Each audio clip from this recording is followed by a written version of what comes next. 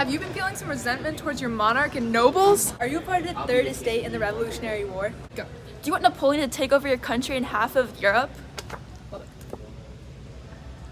Well, we have the program for you. Here's a 3-step program on how to have Napoleon take over your country. The first step is to have a moderate phase that lasts from 1789 1789 to 1792.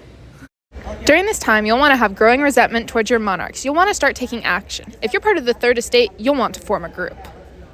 You'll want a good name for your coalition, like the National Assembly. You'll want to take an oath together. A good location to take an oath is a tennis court. The acoustics are really nice, and your government will be sure to listen to you. But sometimes tennis court oaths fail, in which case we recommend storming a prison and causing great fear within the whole of your country. Thanks.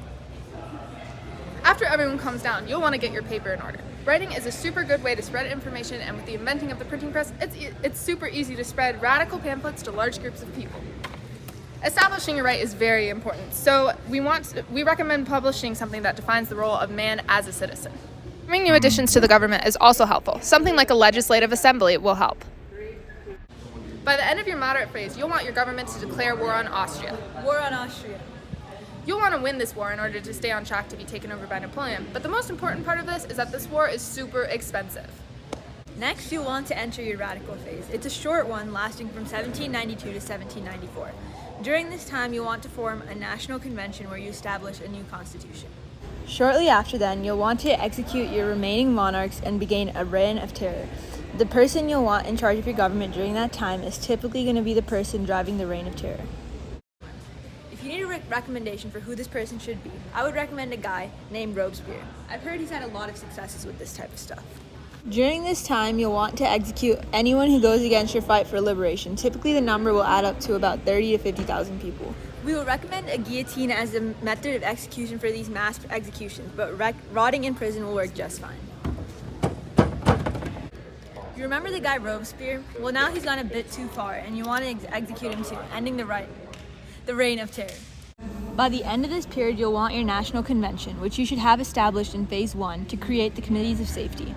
The purpose of these committees is to protect the newly established republic against foreign attacks and internal rebellion. And congratulations, you've made it to the final phase of our program.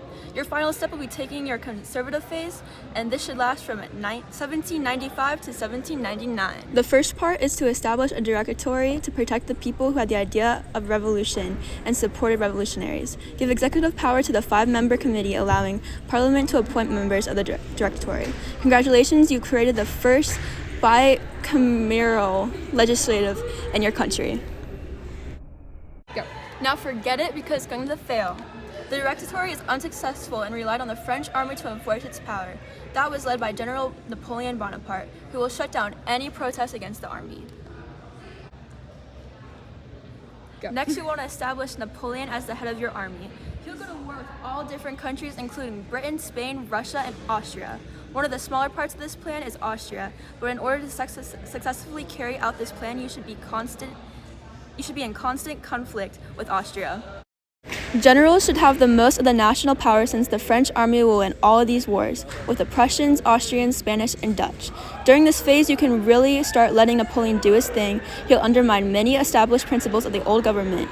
In 1799, he'll stage a coup d'etat where he will finally overthrow the government, replacing the Directory with the consulate and appointing himself as one of the head 3 consuls. Congratulations, you've been overtaken by Napoleon. We hope you've enjoyed these stressful years, but now you have to survive the Napoleon's reign. Congratulations again, revolutionaries. We hope you enjoy your new Napoleonic government.